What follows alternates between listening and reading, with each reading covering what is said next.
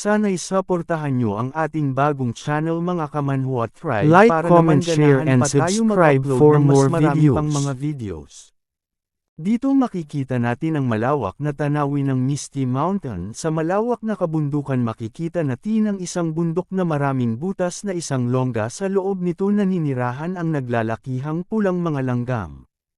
At ipinakita dito ang paa ni Flash na pumasok sa tirahan ng naglalakihang mga langgam. Makikita natin si Flash ang nakatayong hindi matitinag na nakatingin sa kanyang harapan na kahit gaano pa karami ang kanyang nasa harapan, alam niya sa kanyang sarili na wala itong laban. At nasabi na lang niya sa mga langgam na masyado kayong mahina kapag kayong lahat ay sumama sa akin magkakaroon kayo ng napakalakas na kapangyarihan. At dito nga makikita natin ang mga napakalaking langgam ay nagsimulang atakihin si Flash. Sa isang paghawi lang ng kanyang kamay ay tumilapon ito sa napakalaking bato. Sa lakas ng pagkakatilapon ay nadurog ang mga bato sa paligid nito. Nasabi na lang ni Flash ang natanggap niyang utos mula kay Yuzio. Tanging kamatayan lang ang naghihintay sa mga tumanggi na sumuko. Sabihin ninyo sa akin kung gusto ninyo pa bang mabuhay o mamatay na lang. At dito nga makikita natin ang isang napakalaking langgam ang kanilang reyna na may nakakasindak na tingin. Dito ipinakita naman na kung saan ang iba pang mga alaga ni Yuzio na nagpunta rin sa iba't ibang dako ng kagubatan para mang-alap ng iba pang kasamahan. Makikita natin ang trio ang at ang White Tiger na walang takot na nakaharap sa sobrang dami at naglalakas ang mga nilalang. At dito makikita natin ang Blue Mantis na nakaluhod at sinabi na nakabalik na nakuina habang napapalibutan ng kanyang mga kapatid. At ipinakita ang kanyang mga ugat at kung nasaan si Yuzio at kanyang nasabi matapos ang mapagpasyang labanan sa mga tao. Ang pagpapalawak ng ating impluwensya ay lubhang napakahalaga kasama ang asensya ng buhay. Hindi ako nag-aalala na hindi ko makontrol ang mga bagong dating dahil nag-evolve na ako sa ikatlong yugto. Muling namulaklak ang elemental na bulaklak dahil wala ang Bull Demon. Ngayon sa kanyang tabi nasabi niya na lang kung kanino ko kaya ito ibibigay at bigla na lang niya napagtanto kung kanino niya ito ibibigay. At dito nga kanyang tinawag si Qingquan at agad naman siya nitong sinagot kung bakit. At ibinigay ni Yuzio ang bulaklak at sinabi niya kay Qingquan na kainin ito. Pagkain ni Qingquan at bigla na lang siyang napatigil dahil sa lakas ng enerhiya na lumalabas sa bulaklak at ayon nga na parang nag-super saiyan si Qingquan.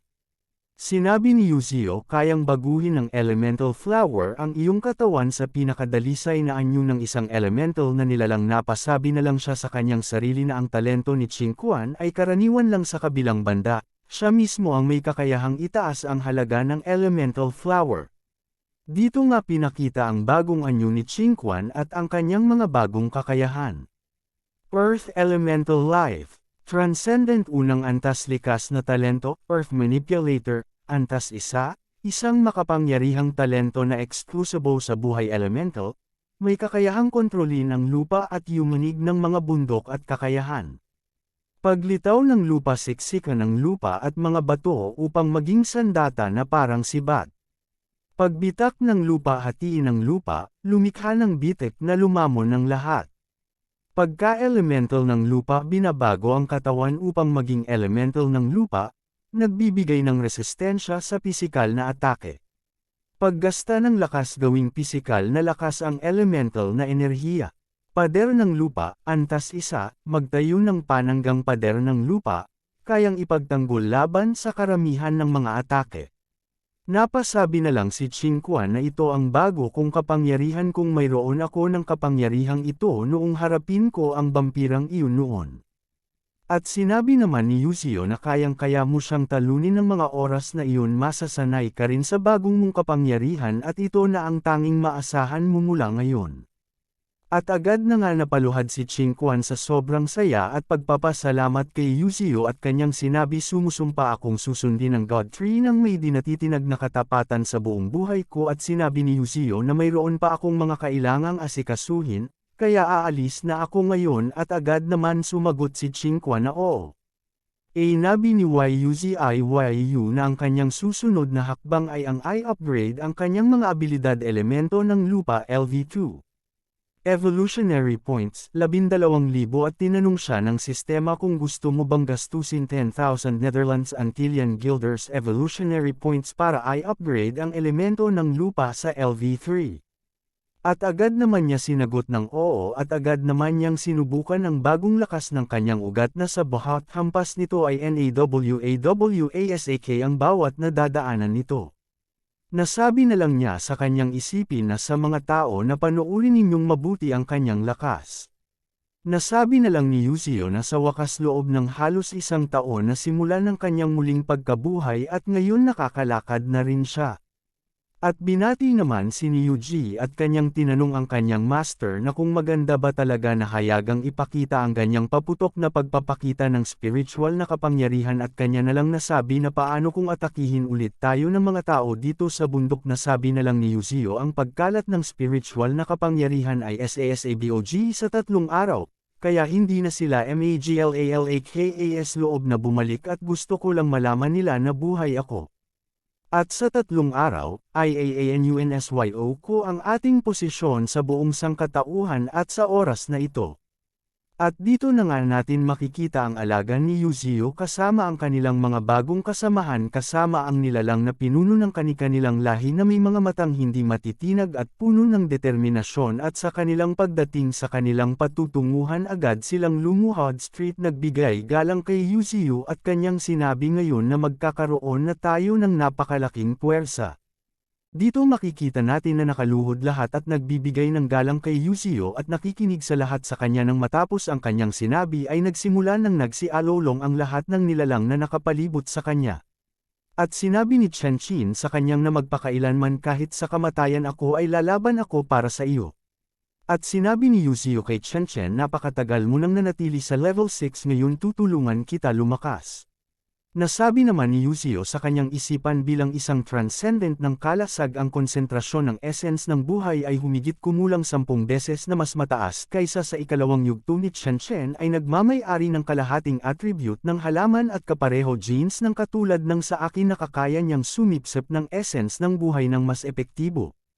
Sa pagbigay ni Yuzio ng kanyang kapangyarihan kay Chen-Chin nagsimulang tumaas ang abilidad ng kanyang Antas Thorn Antas Sham upgrade ang buto ng Bitalidad Antas 3 sinabi ni Yuzio ang kasanayan na nakuha mula sa Crimson Flora ay pinagsama na kay Chen-Chin, naging isang nilalang ang buto ng Bitalidad Antas 3 ay mabilis na nagpapatubo ng maraming puno sa lupa kapag nilagyan ng espiritual na enerhiya. Gumagawa ng kagubatan sa loob ng 5 segundo mukhang lalakas ito habang lumalakas ang kapangyarihan ni Chen-Chen nakakagawa siya ng kagubatan sa loob lamang ng ilang segundo sa kanyang antas na ito sapat na siya para wasakin ng isang lungsod sinabi naman ni Yuzio ituloy mo Chen-Chen na mang-alap ng mas maraming kasama at sinabi naman ni Yuzio na dapat ang itawag sa iyo ay at inunahan naman siya ni Chen-Chen sa kanyang sasabihin at sinabi niya na Thorn tama ba?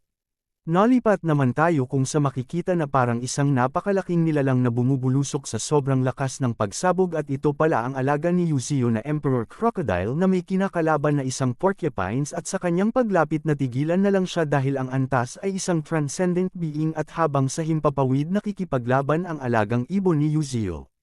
At nalipat tayo sa isang kuweba kung saan makikita natin si Qingquan na nagtatago sa mga bato at pinagmamasdan ang isang nilalang at napamura na lang siya sa kanyang isipan sa nakitang nilalang na transcendent ng ikalawang antas hindi lang basta transcendent kundi ikalawang antas pa napasabi na lang siya kung paano ko susupilan ito baka kailangan kong isugal ang lahat pati na ang buhay ko nasabi niya na lang na kailangan kong ipaalam kaagad sa God Tree ito tanging si Yuzio lang ang makakatalo sa halimaw na ito. At nagsimula nang umalis sa kuweba si Qingquan gamit ang kanyang kakayahan na ang pagbabago ng katawan sa isang elemento ngunit nakita napansin siya ng nilalang at sinabi na kaka-rating mo palang bakit nagmamadali kang umalis at binato si Qingquan sa kanyang pinagtatagwan ng nilalang at nasira napatalon na lang ng napakataas si Qingquan sa pagkagulat at napasabi na lang siya sa kanyang isipan na binato niya ako palabas ng lupa nang nagtataka. At dito makikita natin ang nilalang na parang isang panda na nanglilisik ang mata sa galit at nagtanong kung sino ang nang-ahas na pumasok sa kanyang tirahan. Nalipat naman tayo kung saan makikita natin ang mga baging na may pagkakahalin tulad kay Yuzio at si Chen-Chin pala ito na may hawak ang mga baging niya na naglalakihang at sinabi ni Chen-Chin sa mga asong lobo dalhin ninyo ito sa God Tree makikita natin ang napakaraming hukbo ng mga nilalang na nagmamarcha papunta kay Yuzio at lumuhod at Sabi ni Yuzio ang lahat ng nahuling hayop ay sumailalim na sa proseso ng paglilinis sa spirit pool, hindi lang sila ang lalong lumakas kundi kaya na rin nilang malaman kung sino ang kaaway o kaibigan sa loob ng mga bundok na ito. Sa lahat ng mga ito ang pinaka sa isang nag-iisang nilalang ang Mutant Hedgehog Transcendent First Order, at dito ipinakita ang mga abilidad ng Mutant Hedgehog First Order Transcendent. Likas na kakayahan, matalim na baluti na sumasakop sa buong katawan, nababalot sa mga tinak. Ito ay kasing tigas ng alloy, espesyal na kakayahan pagkakalat ng tinek sa pamamagitan ng paggamit ng spiritual na enerhiya. Ang mga tinek sa paligid ng katawan ay kayang ipatalsik agad ng ilang pulgada, na nagpapahintulot sa malalayong atake. Depensa ng tinek sa pamamagitan ng pagbalik ng buong katawan at pagkonsentre ng karamihan ng mga atake. Pag-iipon ng mga tinek, pagpapalit ng mga tinek sa galit na hedgehog nagpapahintulot sa malalayong atake. Ang mga nawala at sirang tinek ay mabilis na bumabalik. Dugong tinek pinatibay ng mahalagang dugo. Ang mga tinek na may dugo ay naglalayo ng tigas at talam na higit pa sa karaniwang tinek kapag ipinatalsak. Lalabas ito sa mga kaaway, gayunpaman ito ay nagpapababa rin sa vitality ng gumagamit, na nagbabanta sa kanyang buhay. Napasabi na lang sina ang Lifeblood Spike technique sa isang pag-atake lang ay kayang patayin ang kalaban, ngunit ang paggamit ng kakayahan na ito ay banta rin sa buhay ng gumagamit nito, at kanyang nasabi na pero ito ay talagang napakalakas. Kaya natanong na lang niya sa Mutant Hedgehog kung bakit hindi mo ito ginamit nung nahuli ka, at sinabi naman ng Mutant Hedgehog kay Yuzio na kasi ay napakarami mong kasamahan, ang kasanayan na ito ay pwede lang gamitin ng isang beses sa labanan, at nasabi na lang ni kung ganun mo bang sumali sa amin o hindi. Na natapos ni Yuzio ang kanyang sasabihin, inunahan na siya ng Mutant Hedgehog na umiiyak sa sobrang takot at sinabi na sige basta huwag mo akong papatayin. At nasabi na lang ni Yuzio na paano ang isang napakalakas na nilalang ay maging napakaduwag sa puntong ganito. Bigla na lang nagulat si Yuzio dahil sa naramdaman niyang napakalakas ng kapangyarihan na paparating na halos 100,000 spiritual na lakas, at nasabi niyang hindi 200,000, 300,000 habang magkasama si Qingquan at ang pande niyang nakalaban sa kuweba. Napasabi na lang ang pande gaano ba kalakas ang Divine Tree na yan kagaya ng sinasabi nila, at nagtanong siya kay Qingquan kung totoo ba na nagtipon talaga kayo ng libo-libong mutant beasts. At ang alagad ninyong tinatawag na Nine Tails ay may 9 na buntot ba talaga, at kanyang sinabi kung bobo ba talaga ang puting tigre na yan, mas gusto ba ni Flash si Thorn o ang Mantises, at naisip na lang ni Qingquan na nakakaasar ang pande na ito pero hindi ko na naman siya kayang matalo na kung bakit lahat ng kalaban na nakakasalamuha ko ay mas malakas kesa sa akin. At napasabi naman ng tigil ang panda at napatanong si Qingquan kung bakit, anong problem. At naramdaman na nga ng panda si Yuzio na nagtatago sa paligid at sinabi na Godfrey, bakit ka nagtatago, lumabas ka na sa nang may punonibig.